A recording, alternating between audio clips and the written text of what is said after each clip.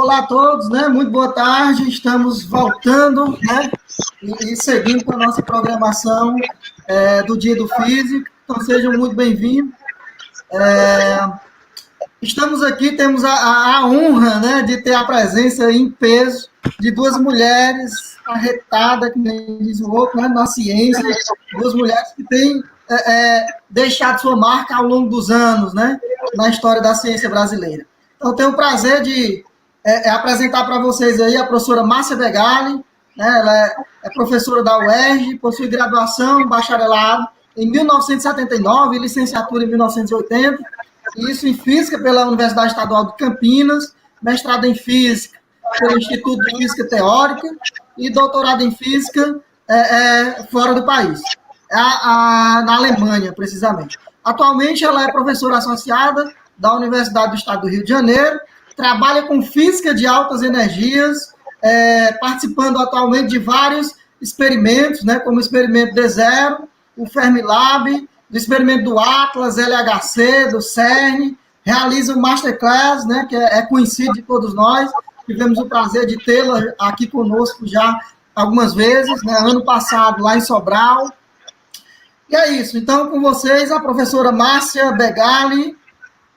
Professora, se quiser falar alguma coisa antes da próxima apresentação. Em primeiro lugar, muito obrigada pela apresentação, pelo convite. A universidade na Alemanha, onde eu fiz o doutorado, é fácil de falar, é só chamar de Universidade Técnica de Aachen, que é uma cidade na Alemanha, na fronteira com a Holanda e com a Bélgica. Obrigada pelo convite, obrigada pela lembrança, sempre é bom estar aí com todos vocês, tá? E não tem nada demais no meu currículo, não. Eu só sou física, como todo mundo que está apresentando aqui, e que batalha aí pela ciência e pelo ensino de qualidade, não é nada demais, não. Mas muito obrigada pela apresentação e pelo convite aí, por essa chance de eu participar hoje da comemoração do Dia do Físico com vocês. Então, conosco também a professora Sônia Guimarães, né? A professora Sônia é um marco na ciência brasileira, também, assim como a Márcia. Ela foi a primeira mulher negra professora do Instituto Tecnológico de Aeronáutica, né, o ITA, lá de São José dos Campos. Na época, ela era muito... na época ainda era pouco, né, o número de mulheres na ciência, né? E ela é a primeira mulher negra, né, doutora no Brasil, né? Entrou para a sala de aula do ITA em 1993, quando as mulheres, na época, ainda eram aceitas nos vestibulares da instituição mais tradicional do país. Naquela época, passou a aceitar mulheres como alunas 3 anos após a entrada da Sônia. Sônia decidiu pela física em 1976, quando saiu da escola pública, pública mesmo, para concorrer da Universidade Federal de São Carlos, né? A sala era composta por 50 alunos na época, e onde apenas 5, né, eram mulheres. Então, a professora Sônia de Guimarães, né, é um exemplo para as mulheres brasileiras, e é uma honra tê-las aqui com a gente, viu, professora Sônia, professora Márcia. A Márcia e a Sônia aí eu converso altas horas da noite, me dão um conselho, se preocupa comigo, né? E sou muito grato, duas mães aí para mim. Então, adoro essas duas pessoas, de coração. Foi 2 grandes amizades que eu arrumei esses últimos anos. Então, para mim, é um prazer inestimável tê-las aqui conosco. Então, sem mais a dizer, passo a palavra para vocês e me retiro daqui do bate-papo. Tchau. Bom, pessoal, eu vou começar a falar primeiro. Sou eu que vou começar. Isso, acho que acho melhor, Lucas. Perfeito. Bom, nós estamos comemorando hoje o Dia da Física e do Físico e de todas as pessoas que estudam ou pesquisam física. Conheço engenheiros que são grandes pesquisadores em física também, talvez hoje também seja o dia deles ou delas. Nosso evento científico do Unificado, Jornada de Física. Próximo, Lucas. Próximo slide, Lucas. Força, coragem. Bom, nesse evento eu decidi falar de mulheres na ciência e ciência na tecnologia contra o coronavírus, porque a gente nem pode evitar de falar sobre isso, ok? Então, a primeira mulher que eu quero falar é na ciência biológica, Jaqueline Góes de Jesus. Um antes, Lucas. Volta um, você foi 2 de uma vez.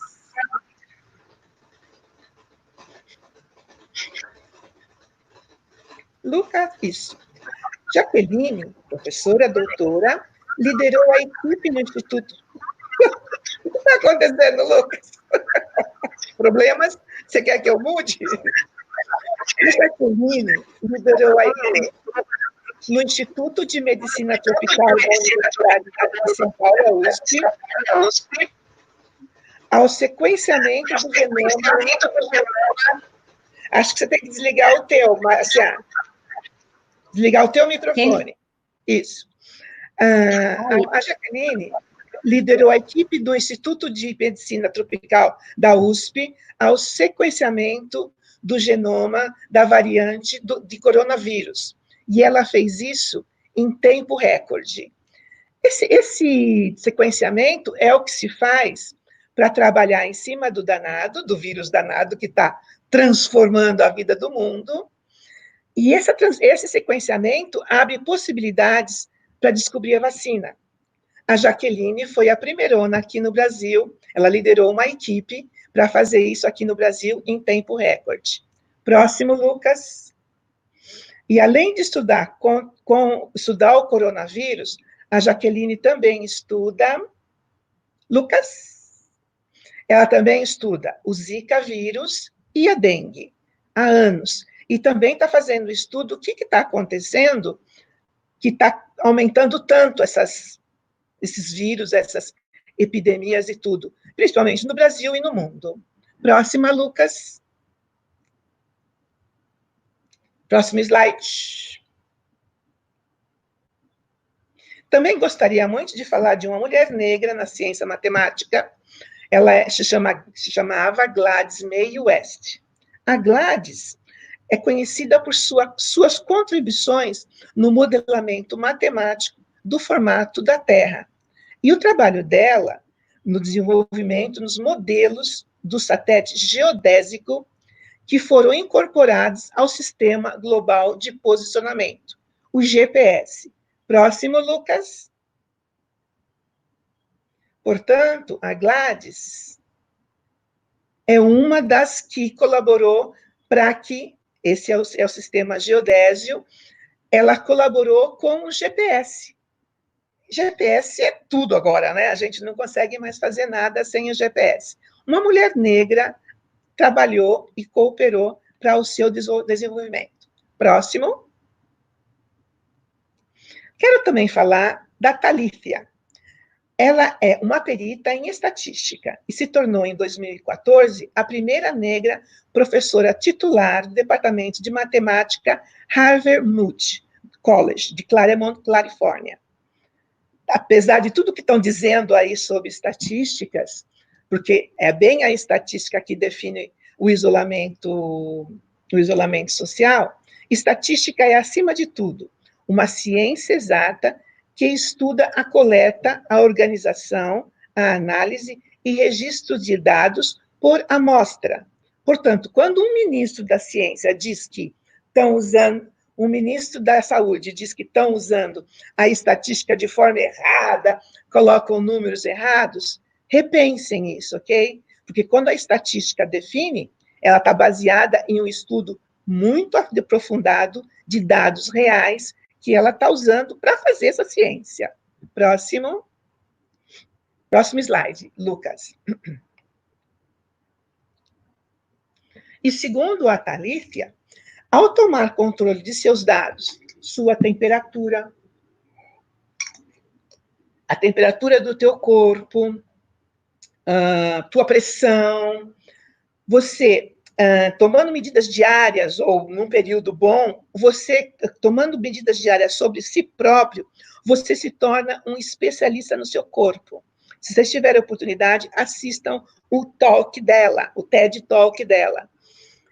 Ela conseguiu não fazer uma cesárea quando ela não queria e não fazer o marido dela ter uma operação de coração, porque, apesar de obeso, ele não estava tendo um problema de operação, de pressão ou de coração na hora que ele chegou no hospital. E ela tinha todas as medidas de pressão, todos os dados de colesterol, tudo dele quando eles chegaram no hospital. Portanto, ela apresentou isso e não deixou os médicos fazerem coisas erradas. Você pode se tornar a autoridade do teu próprio corpo com os teus dados diários ou num período bom. Portanto, e é a estatística que está sendo usada para predizer as curvas de contaminação do Covid-19 e tomar as decisões sobre como lidar com a crise. Então, acreditem na estatística, ela é real. Próximo. Bom, aí tem eu, né? Eu tinha que me colocar, lógico. E trabalhei com semicondutores e desenvolvi sensores de radiação infravermelha. No meu caso, era para ser usado na cabeça de mísseis, e dessa forma os mísseis conseguem saber onde está o avião que eles querem atacar através de ondas infravermelhas. Próximo, Lucas. Lucas. A radiação infravermelha são ondas de calor e são vistas por sensores feitos com semicondutor. Como mostra a figura, você vê só o calor da pessoa. Você talvez nem conseguisse ver se é um homem ou uma mulher, mas vê só o calor. Próximo, Lucas. Bom, agora vamos ver como essas ciências todas foram aplicadas em tecnologia e agora essa tecnologia está sendo usada contra o coronavírus. Próximo.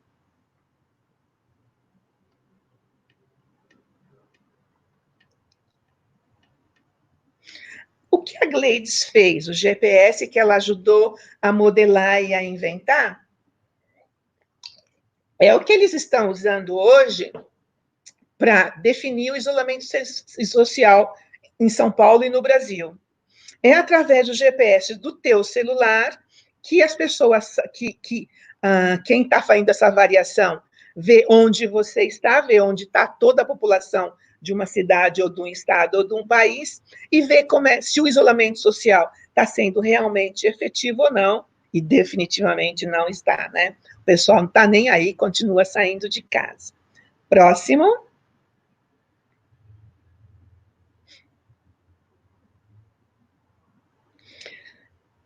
Os hospitais, UPAs, centros de saúde, estão colocando câmeras na entrada desses hospitais para detectar câmeras com infravermelho. Na hora que você entra e passa por essa câmera consegue dizer qual que é a tua temperatura. E se a tua temperatura for acima de 37,6, mais ou menos, graus centígrados, já tem um alerta. Estão sabendo que você está com febre, portanto, você deveria ser tratado em um lugar diferente. Fora essas câmeras em hospitais, existem também várias cidades usando drones com câmeras com radiação infravermelha, medindo a temperatura do pessoal todo, que definitivamente não está obedecendo o isolamento social e está por aí. Esses drones com essas câmeras conseguem dizer que uma pessoa está com febre ou não, e uma vez descoberta a pessoa que está com febre, essa pessoa já é avisada e direcionada a um centro médico. Próximo.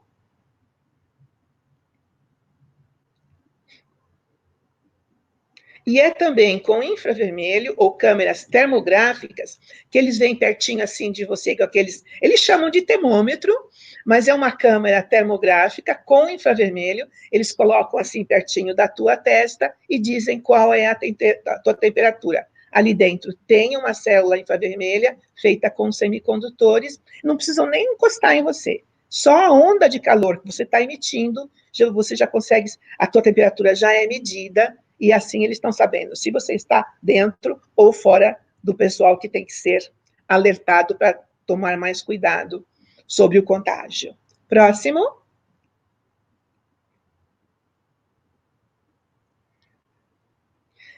Existe também uma atriz, inventora, eu não consegui saber se ela fez faculdade, se ela foi pesquisadora ou não, mas ela era atriz, Ed Lamar, Hedwig Eva Maria Kiesler. Ela, junto com George Antheil, estavam brincando de vozes. Eles estavam, um cantava de um jeito, outro cantava mais ou menos igual, mas uma escala maior ou menor, e eles perceberam que isso causava uma interferência.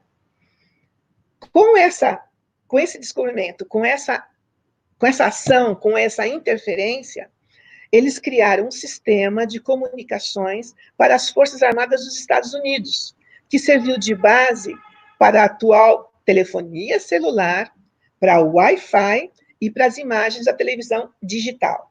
Eles não inventaram telefone celular, Wi-Fi nem nada, mas a ideia deles foi usada para isso. Pronto, próximo.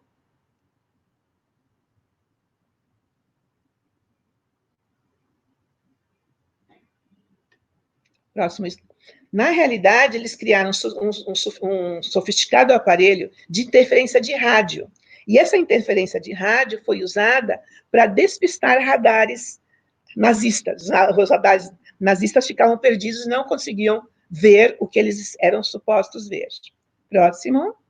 Vocês já pensaram? Se não fosse a Reiki, não existia Wi-Fi. Vocês já pensaram a vossa vida agora, na época de coronas, sem Wi-Fi, sem as imagens do celular ou das televisões digitais? O que vocês iam fazer todo esse tempo que deveriam estar em casa? Eu, por exemplo, tenho estado e tenho usado muito essa tecnologia.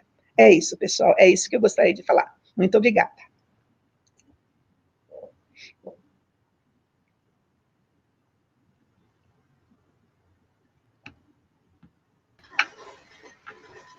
Oi. Lucas, você poderia compartilhar meus slides, por favor?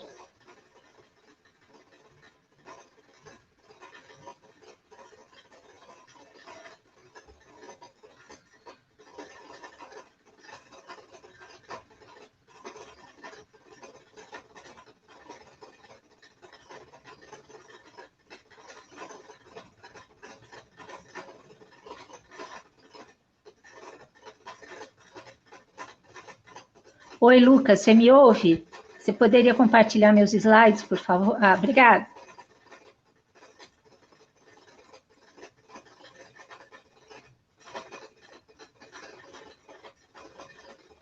Aí. Bom, o Nunes pediu para eu falar um pouquinho da ciência agora, nesse tempo de pandemia. A Sônia já chamou muito bem a atenção para as mulheres negras e exatamente o uso dessa tecnologia que é desenvolvida na física e que está sendo tão usada nesses nossos dias aqui de pandemia. Você pode passar para o próximo slide, Lucas, por favor?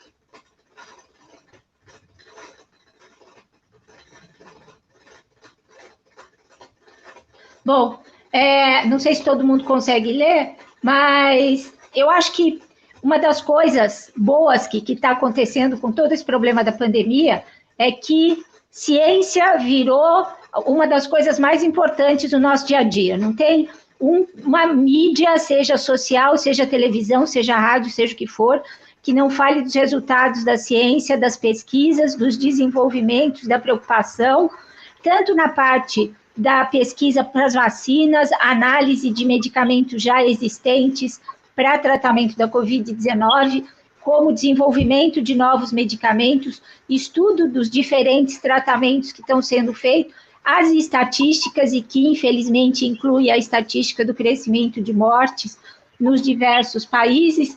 Então, tudo isso está fazendo parte do nosso dia a dia desde o início do surgimento desse novo coronavírus aí, em dezembro. Mas, além disso, e é o que eu quero chamar a atenção da gente agora, nesses meus 20 minutos aqui para poder falar, eu queria chamar um pouco a atenção, ou lembrar todo mundo, de outras coisas que a gente está usando no nosso dia a dia e que também vem de desenvolvimento científico e que talvez não esteja chamando tanto atenção das pessoas, porque não estão tão habituadas a conviver com elas, ou talvez nem se deem conta de quanta ciência tem presente nesse nosso dia a dia, nesses nossos dias aí de pandemia e isolamento social. Você poderia mudar o slide, Lucas, por favor?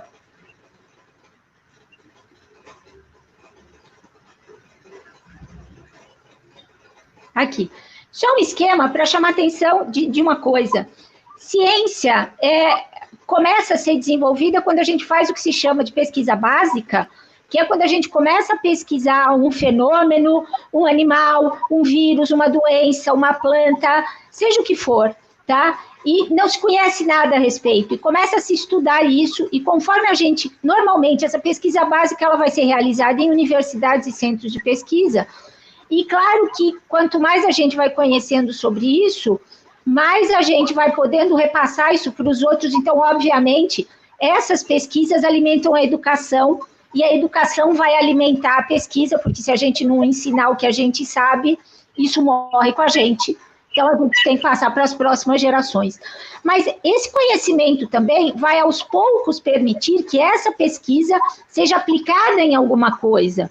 Então, de novo, essas novas aplicações vão alimentar o ensino, seja a nível universitário, quanto a nível básico, ensino fundamental e médio, e aos poucos o uso dessa ciência aplicada vai levar a tecnologia, ao uso, então, dessas novas tecnologias, desse novo conhecimento na indústria, e aí tudo isso vai chegar à população em geral. Claro que essa tecnologia permite que se desenvolva também mais pesquisas, tanto em ciência básica quanto em ciência aplicada. Então, na verdade, isso é uma coisa que se autoalimenta. A gente precisa ter toda essa cadeia para a gente conseguir fazer toda a pesquisa e obter cada vez mais conhecimento, e espera-se melhorar a vida de todos nós. Lucas, você pode mudar o slide, por favor? Nesse próximo slide, eu só quero chamar a atenção para o CERN. Bom, aí eu estou puxando a brasa para a minha sardinha, né? Eu trabalho num dos experimentos do LHC, no CERN. O CERN, para quem não conhece, é o Conselho Nacional, o Conselho Europeu para Pesquisa Nuclear, é a sigla em francês desse nome. Atualmente é o maior laboratório de física de partículas no mundo, e ele é localizado literalmente em cima da fronteira entre a Suíça e a França. Ele foi criado em 1954, hoje em dia ele tem 23 países membros que alimentam e que cuidam do CERN, tem 2.400 funcionários que são empregados e pagos pelo CERN, mas, na verdade, é da ordem de 13 mil cientistas, entre físicos, engenheiros, cientistas da computação, vindo de mais de 600 universidades espalhadas pelo mundo, e a última contagem de nacionalidades que teve eram 86. Às vezes muda um pouco o número de nacionalidades, porque os países se dividem ou se juntam e formam outro. Então, são mais de 80 nacionalidades, esse número varia um pouquinho que a gente fez. No próximo slide, Lucas, por favor, tem uma vista aérea do CERN com o anel do LHC. Em amarelo está a fronteira entre a França e a Suíça. Esses experimentos são enormes, são colaborações internacionais, e eles têm da ordem de 4 mil membros, que são físicos, engenheiros, cientistas da computação, engenheiros de várias áreas, não só engenharia elétrica, alunos de mestrado, doutorado, alguns alunos de graduação também. Então, assim, uma experiência social em si, porque são pessoas que vêm de várias nacionalidades, e mesmo com a dificuldade de cada um falar o seu inglês, a gente consegue trabalhar muito bem e produzir resultados de ponta. Deixa eu mudar o slide para não me alongar muito. Bom, além de desenvolver... Próximo slide, Lucas, por favor. Além de desenvolver resultados em física de altas energias, que é uma pesquisa em ciência básica, tá? O fato da gente desenvolver aceleradores com a maior energia no mundo, experimentos que são enormes, mas que são altamente precisos, isso implica em desenvolver muita tecnologia.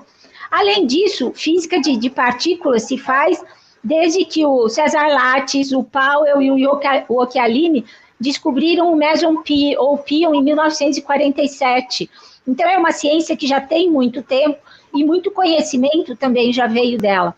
Hoje de manhã, vocês viram a palestra sobre física médica, muito, se não tudo, do que se conhece de interação da radiação com a matéria, vem exatamente dos estudos da física nuclear e da física de partículas e no desenvolvimento desses detetores. Mas eu acho que, de tudo que a física de partículas já gerou, já passou para a sociedade, talvez o mais imbatível é a internet. A internet, o protocolo da internet, como a gente conhece, ele surgiu no CERN exatamente porque nessas colaborações internacionais a gente precisava ter um contato muito grande entre as pessoas nas diversas cidades e diversos países, e precisava ser uma coisa barata, uma coisa fácil, de fácil acessibilidade. Então, ali, final da década de 1980, início da de 1990 do século passado, o CERN vem com o protocolo WWW, que é o que vai permitir a gente ter a internet do jeito que a gente conhece hoje. Então, para um pouco para pensar o que seria essa quarentena, esse isolamento social sem a gente ter internet, sem ter videoconferência, sem poder acessar uma série de coisas, e nem a gente ia estar aqui nessa live se a gente não tivesse a internet para eu poder estar falando com vocês aí e a gente poder ter esse contato. Lucas, próximo slide, por favor. Bom, além disso, né, aceleradores são máquinas enormes, na verdade, vocês viram na foto o LHC, ele tem 27,4 quilômetros de circunferência, mas, na verdade, são equipamentos extremamente sensíveis. O feixe de partículas, ele é sensível até à posição da Lua, porque a Lua faz o deslocamento das marés, e isso também causa perturbação no feixe. Além disso, precisa ter uma segurança muito grande. O CERN tem vários prêmios, inclusive, com relação à segurança do trabalho, segurança de radiação, tudo isso. Então, pasmem, em 1973 do século passado, o CERN veio com a tecnologia da touchscreen, que a gente usa o tempo todo agora no celular e em outras coisas, quem tem tablet e tudo isso, tá? Exatamente porque a touchscreen ela é mais rápida para transmitir um comando para o controle do acelerador e até para parar tudo se houver um acidente, para acionar alguma coisa de emergência ou algo assim, ela é mais rápida do que a gente ter uma tecla ou um botão. Então, ela foi desenvolvida, na época todo mundo achou que aquilo só servia mesmo para controle de acelerador, e foi só quando o Steve Jobs veio, comprou a patente, porque achou que ia ser muito interessante para desenvolver o iPhone, que ela se tornou aí muito mais popular, e hoje em dia a gente tem touchscreen na tela do computador, tablet, tem várias TVs também que a gente pode usar, além de monitor de uso médico, inclusive os respiradores que estão sendo usados nos hospitais aí para os casos graves da Covid e outros casos graves que a gente tem sempre em UTI. Bom, mais uma curiosidade. Próximo slide, Lucas, por favor. Os dois maiores experimentos do LHC, antes de serem construídos e tudo mais, eles criaram grupos para encontrar uma maneira de baratear a fabricação de pixel de silício, porque um dos maiores detetores, detetor importantíssimo que tem dentro desses dois experimentos, e que, na verdade, depois a tecnologia foi levada para os outros dois experimentos também, ele é feito todo por pixel de silício de 3 milímetros quadrados de área cada pixel. E aí são várias camadas desse pixel, são cilindros concêntricos com esses pixels que permite construir o detetor. O detetor tem mais ou menos entre 1 metro e 1,5 metro de raio e 7 metros de diâmetro. Então, vocês imaginam a quantidade de pixel de silício que ele usa. Bom, o que aconteceu? Como se conseguiu baratear o custo e aí fazer o detetor, do contrário, não teria sido possível fazer o detetor por causa do preço. Hoje em dia, a gente tem câmera fotográfica no celular, porque a tecnologia básica para fazer o pixel da câmera é a mesma que se usou para fazer o detetor. Claro que o pixel em si é diferente, o pixel que a gente tem no celular, ele tem que ser sensível à luz para poder tirar uma foto, e o pixel que a gente tem lá no detetor, a gente não quer que ele seja sensível à fóton, à luz de nenhum comprimento de onda. Na verdade, ele vai ter que registrar a passagem de partículas com carga elétrica, mas a tecnologia básica é a mesma, e foi esse barateamento também que rapidamente foi levado para as indústrias de fabricação de câmeras digitais, e aí permitiu isso. Bom, próximo slide, Lucas, por favor. Existem várias outras aplicações que vêm da física de partículas, como a gente ouviu falar hoje de manhã pela Cíntia e pelo Rogério, na parte de física médica, toda a parte de digitação de raio-x, de tomografia, como tomografia computadorizada, o PET scan, tem toda uma parte também de conservação de alimentos usando a radiação, desenvolvimento de aceleradores para tratamento médico, segurança nos aeroportos, o detetor que a gente desenvolve para detectar partícula, ele também é ajustado para detectar raio-x. Então, pode-se passar uma pessoa rapidamente por um portal que tem raio-x de um lado de baixíssima intensidade e um detetor sensível ao raio-x do outro, que ele vai detectar não só se a pessoa tem uma arma, mas também se ela tem explosivo plástico no bolso. Então, isso é importantíssimo. Todos os aeroportos nos Estados Unidos têm isso por motivos óbvios de segurança, Israel também tem, vários aeroportos, os principais aeroportos do mundo também têm instalado isso. E existe um programa de simulação que se chama GEANT 4, que ele procura ser o programa mais preciso para simular todos os processos físicos de interação de radiação com a matéria. E como ele é muito preciso nessa simulação, ele também acaba sendo usado para estudos de física nuclear e estudos de medicina nuclear, de tratamento de câncer, usando fontes radioativas, usando feixes de partículas vindo de aceleradores, aonde então o que a gente simula não é mais o detetor de partículas, mas é o próprio corpo humano e como é que os diversos órgãos recebem essa radiação e aí ajudar no planejamento. Bom, além disso, o CERN, próximo slide, Lucas, por favor. Além disso, o CERN desenvolveu um respirador que eles chamaram de HEV, H-E-V, que na verdade é um acrônimo, uma brincadeira com a sigla HEP, H-E-P, que quer dizer Física de Altas Energias em inglês, High Energy Physics.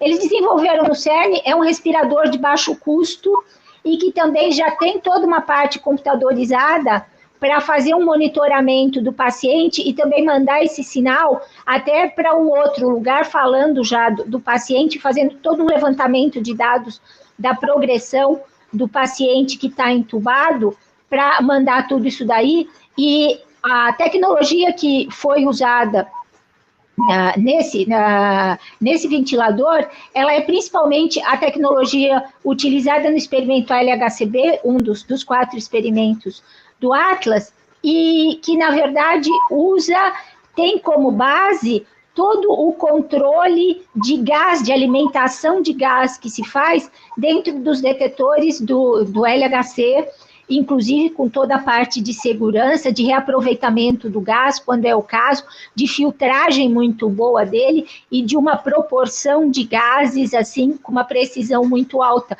o que melhora também a recuperação do paciente. Eles têm dados, assim, de que chega a diminuir 1 dia ou 2 o tempo de UTI usando. Bom, o CERN também disponibilizou 10 mil computadores, o CERN é um dos lugares que mais usa computadores no mundo, e disponibilizou 10 mil computadores para serem usados nas pesquisas e nas análises estatísticas da Organização Mundial de Saúde, que também fica em Genebra, né? Mas esses computadores podem ser acessados por qualquer grupo que esteja fazendo pesquisas sobre a Covid e sobre os levantamentos estatísticos, os modelos matemáticos para isso. Próximo slide, Lucas, por favor. Chamando a atenção aqui para o feat do artista francês Christian Gemy, ou Guémy, da Marie Curie. A Sônia estava falando de mulheres na ciência. Uma das coisas também que física tem inspirado artistas é exatamente aguçar a criatividade deles, a conhecer mais sobre ciência, e eles, hoje em dia, eles podem passar um tempo em grandes centros de pesquisa, como o CERN, mas em outros centros também, e usar isso como inspiração para criar a arte deles, e também para inspirar o pessoal jovem a seguir carreiras científicas e tecnológicas. Esse mural foi feito depois que esse artista passou um tempo no CERN, e eu resolvi colocar o mural dele aqui pelo seguinte: além dele, ele é um artista muito premiado, ele tem grafites muito bonitos, e ele faz também um trabalho para incentivar a juventude a estudar, seja arte, não seja arte, e desde 2014 ele tem feito um trabalho junto ao governo francês para usar tanto o grafite como esse incentivo de conhecer mais ciência, a incentivar todos os jovens, seja no nível que tiver de escolaridade, seja o pessoal desempregado, a aprender novas coisas, seja grafitar, seja aprender outras coisas, para ter mais facilidade de ser inserido no mercado de trabalho, mas também, aos poucos, até de criar novas oportunidades para quem está desempregado. E eu acho que isso é um tópico muito importante nesses nossos dias aí de isolamento social, de muita coisa fechada e muita coisa que precisa ser recriada e repensada aí nessa nossa economia. Então, eu acho esse tipo de discussão também muito pertinente, precisa ser citado. Lucas, você pode pular até 2 slides, se você quiser. O próximo slide, eu só fiz uma pergunta, que é, eu estou falando muito do CERN, muito de coisa internacional, mas aí, e aqui no Brasil, como é que estão as coisas? Eu acho que a primeira coisa que foi feita foi exatamente, acho que todas as universidades, Instituto de Biologia, de Química, vários outros institutos que se puseram a produzir álcool em gel, que sumiu do mercado, assim que se falou da higiene, que precisava do uso de álcool em gel. Então, assim, da produção em massa de álcool em gel para hospitais, para as UPAs, para outros centros, às vezes até para mandar para asilos e para todos os lugares. Esses protetores para o rosto também, que são feitos com impressora 3D, que faz essa armação, e aí tem toda uma automação para cortar essas folhas de acetato, tem algumas folhas de polietileno também, que melhoram a proteção dos profissionais de saúde, além de todos aqueles outros equipamentos de proteção especial, aumenta também a duração, o tempo de vida das máscaras que eles estão usando, e que também tem várias universidades que estão fazendo isso. Eu citei apenas algumas aqui no slide. Lucas, próximo, por favor, próximo slide. Além disso, também várias universidades, eu coloquei 3 exemplos aqui, mas tem feito esses respiradores que é tanto problema conseguir importar, passando não só o fato deles criarem novos modelos, então não tem o problema de quebra de patente, isso pode ser fabricado dentro das próprias universidades ou por pequenas indústrias ou até grandes indústrias que se interessem em fabricá-los, porque eles abriram totalmente a patente. As indústrias que quiserem fabricar esses respiradores, elas podem fazê-lo sem precisar pagar 1 centavo da patente. Próximo slide, por favor. Além disso, a Unesp de Ilha Solteira está produzindo equipamentos germicidas baseados em luz ultravioleta para ajudar também na limpeza de superfícies. Um grupo de pesquisadores da USP desenvolveu também um aparelho para detectar a presença do coronavírus no ar, que está sendo instalado em vários hospitais.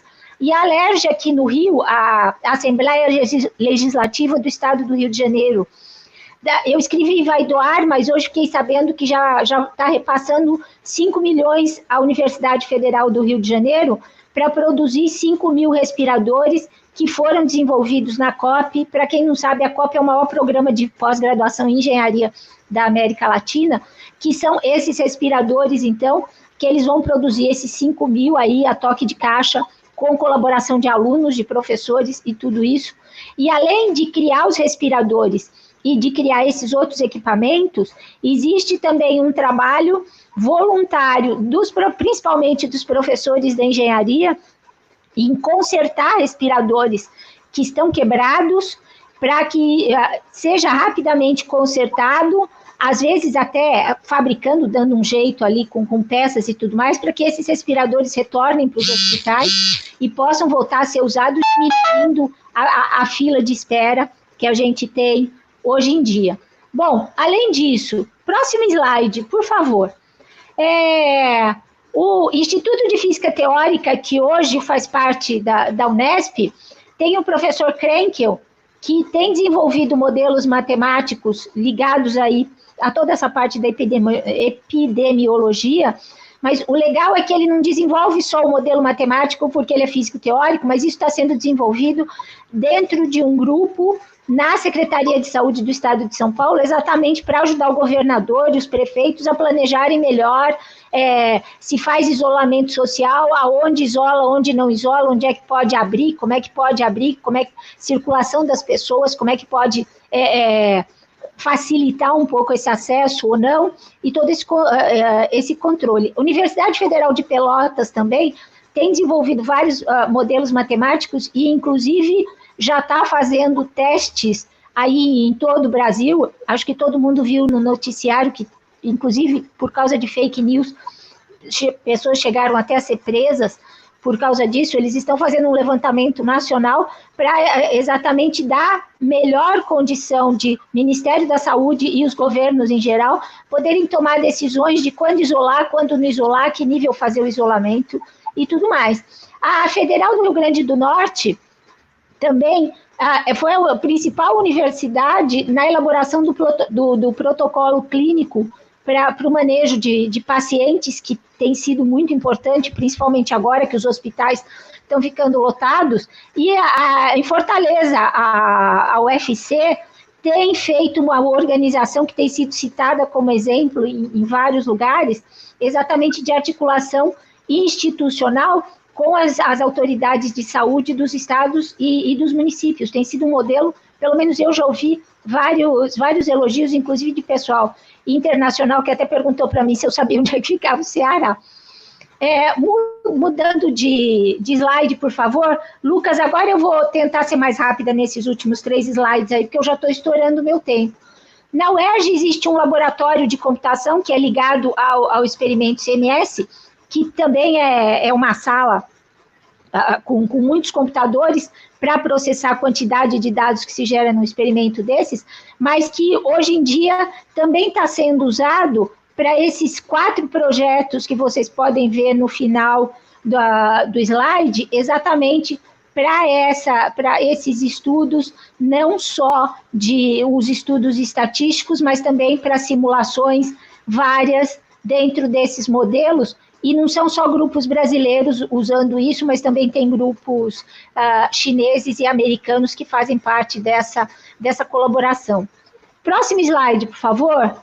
Falando em simulação, o FABC, o FRJ, Federal do Paraná e a Universidade de Bristol desenvolveram também um simulador que já foi até premiado na Escola de Administração Pública. Tem o link aí no slide, se alguém tiver interesse em conhecer, que inclusive trouxe um resultado muito importante, que mostrou que existem 2 curvas epidêmicas diferentes no país.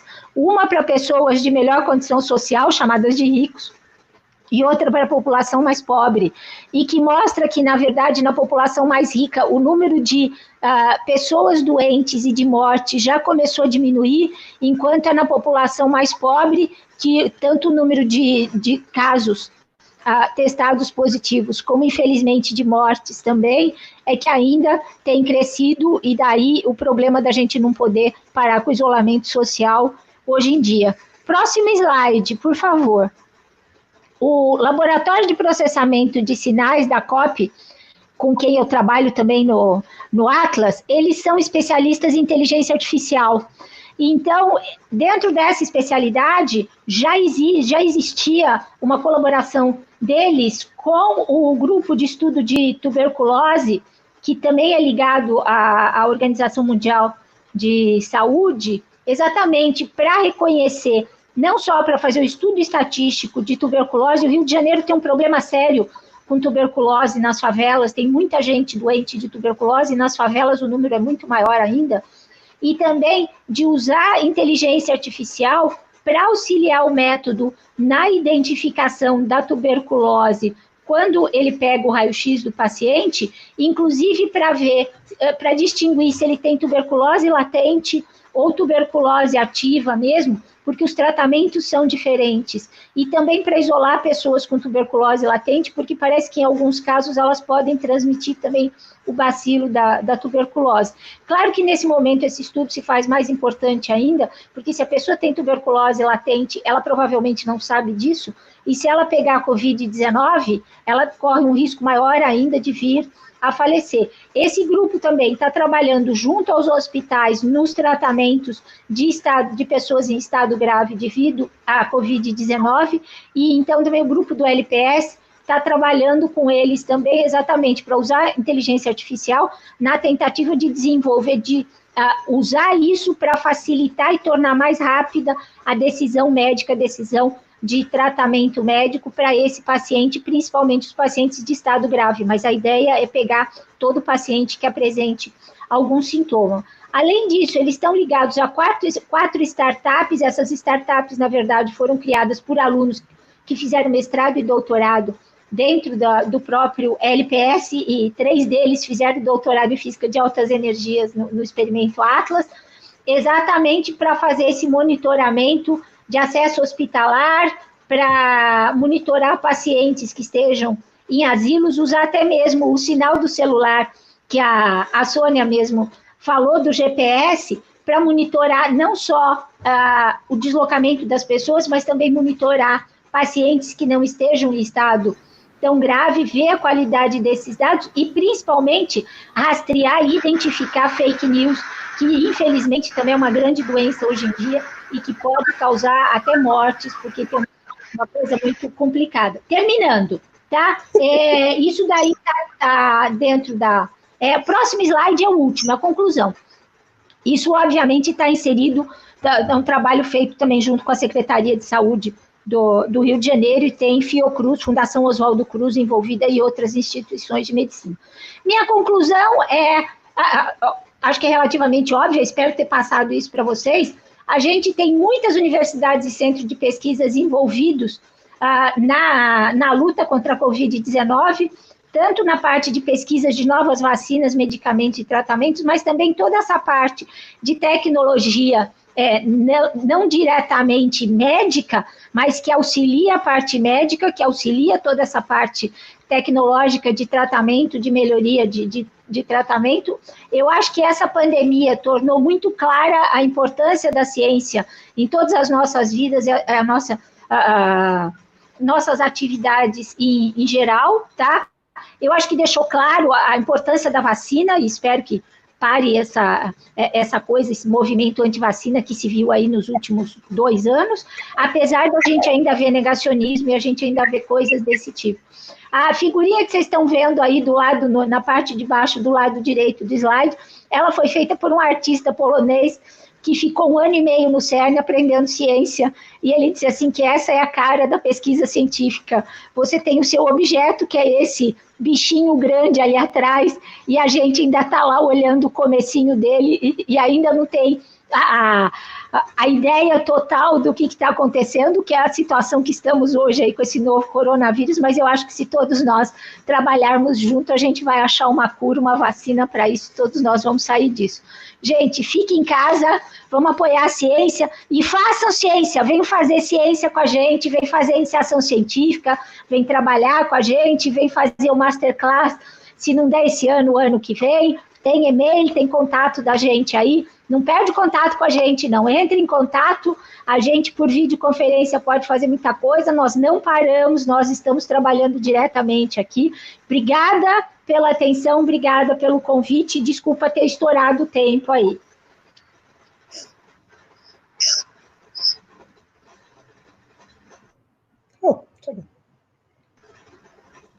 Está sem som. Nunes, você está sem som. Oi. Obrigado. Sônia, quer falar alguma coisa? Oi. Ô, Márcia. Bom, Lucas, muito, muito, muito obrigada. Você foi muita ajuda. Foi ótimo ter falado aqui. Só vou reiterar o que a Márcia falou, meninas, venham para as ciências. A ciência é linda, temos muito o que pesquisar ainda. Vamos dar um jeito nesses cortes de verba, a menos que vocês queiram estudar alguma coisa sobre o corona, as verbas estão jorrando, mas venham sim, venham com tudo. Então, gente, queremos agradecer aqui em nome de todas as instituições de educação superior, né, do país envolvidas, em nome do Instituto Federal, né, e dos nossos parceiros. Queremos agradecer a professora Sônia Guimarães e a professora Márcia Begado. É muito bom sempre estar com vocês, né? Então, eu acredito que os pessoal que estão escutando aí também ficaram felizes, assim como eu fico sempre que eu falo com vocês. Ouvir vocês falarem é sempre fascinante, né? Temos muito o que aprender, né? E vamos estar futuramente com vocês, né? A Márcia vai estar em novembro com a gente, né? No ápice desse evento, né? Que é a jornada de física. Em evento a gente vai ter mais uma edição do Masterclass. Bem, só para encerrar, né? Eu gostaria de dizer, né? Deixar informações, né? Que sempre a gente está colocando na tela o nome dos professores, pesquisadores. Vocês podem estar pesquisando, né, o currículo deles ou delas, né? E aí é interessante fazer essa pesquisa porque você vê um pouco mais da trajetória profissionais, né, desses excelentes profissionais, né? Que eu cito aqui como muito conhecido, mas de repente alguém não conhece, que eu duvido, mas se alguém não conhecer, a gente deixa, por isso, os nomes na tela. Você pode dar uma pesquisada, ver as linhas de pesquisa, né? De repente se interessa e vai até trabalhar lá com a Márcia, com a Sônia. Então, a gente deixa também, só para encerrar esse momento, Felipe Nascimento está por aqui, se tiver, dê um alô aí, acabou de ganhar um livro, se tiver por aqui. E João Victor está por aqui também. Vocês depois tem meia hora aí para se manifestarem. João Vitor e Felipe Nascimento. O livro do Moisés no Sensweig, né? Doado pela editora Bruxa. Né? Então, nossos parceiros aqui. Ó. É isso aí. Mas se quiser finalizar, fique à vontade e vamos para a próxima. Os novos participantes já estão esperando. Eu só tenho que agradecer a presença das duas grandes físicas e espero que seja um estímulo para as meninas entrarem no curso. É importante a presença das mulheres na ciência, muito importante. Obrigado a vocês dois. Nunes, tem umas perguntas no Live Comments, a gente responde de alguma forma, vocês vão mandar para a gente, como fica? Qualquer coisa pode me mandar por e-mail, eu posso encaminhar para vocês, se for o caso. Certo? Porque o tempo da gente está esgotando e a gente tem o próximo grupo, né? Então a gente precisa seguir, tá bom? Então, muito obrigado. Fique em casa. Prometo. Obrigado. E agora deve estar chegando aí com a gente, né, o professor Laércio Ferracioli, da Federal do Espírito Santo, um grande amigo também que arrumei nesses últimos anos, né? É uma referência também na física no Brasil. Né? Vocês podem pesquisar aí, Laércio Ferracioli.